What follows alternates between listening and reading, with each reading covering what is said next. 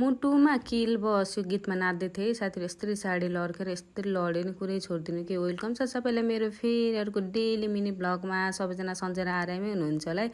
हामी चाहिँ कहाँ जान लागेको भन्नुहुन्छ भने हामी चाहिँ पौवा होटलमा जान लागेको है साथीहरू। त्यहाँ फेरि के थियो भन्नुहुन्छ भने त्यहाँ चाहिँ आज सेलिब्रेसन थियो। त्यो पनि के को भन्नुहुन्छ भने 1 गते चाहिँ मेरो देवरको बर्थडे थियो। त्यो बर्थडेको सेलिब्रेसन चाहिँ आज गरेको है साथीहरू। किनकि उहाँहरू सबै काठमाडौँ हस्पिटलतिर जानुभएको थियो, त्यही भएर आज सेलिब्रेसन गरेको। धेरै त गएको थिएन, मेरो सबै सासूहरू हो। 4 जना सासू, म एउटा बुहारी अनि मेरो सबै देवर नन्द र मेरो 2टा छोरी है।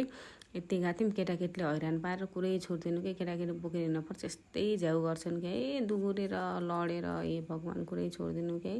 यहाँ चाहिँ टिकटक चलिरहेको छ है मेरो सासू बगालको सबैको। अनि हाम्रो फेरि केक काट्ने टाइम आयो है।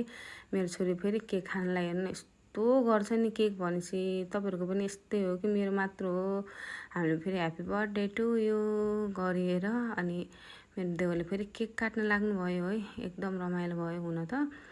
तर फेरि के भयो भनेपछि बिचराहरूले स्विमिङ गर्ने यस्तो इच्छा थियो, स्विमिङै गर्न पाएनन् कि यिनीहरूले। अनि मेरो छोरीले केक खाएको हेर्नु न कस्तो मजाले खान्छ कि केक। अनि त्यसपछि फेरि यिनीहरूको फेरि ठ्याक्क मोमो आयो कि।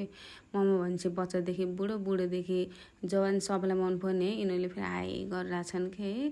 कति मजाले खाएँ मोमो। अनि फेरि मैले फेरि मेरो छोरीलाई फेरि हामी कहाँको छोरी भनेको पौवामा भनिरहेको छ कि। उसलाई फेरि सब थाहा छ कि।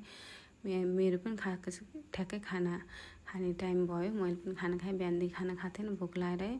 अनि फेरि उनलाई ठ्याक्कै स्विमिङ गर्न लगेको। त्यहाँ फेरि बच्चाहरूले नुहाउने मान्छे कोही पनि हुनु रहेनछ, त्यही भएर फेरि फर्कालिएर आएँ। अनि मेरो छोरी फेरि सुतेर हेर्नु न, जहिले यस्तै सुत्दिन्छ कि। हामी फेरि एकछिन नाचसाच गऱ्यौँ, फोटोसोटो खिच्यौँ, फेरि आयौँ। तपाईँहरू पनि जानु होला। Thank you for watching my video.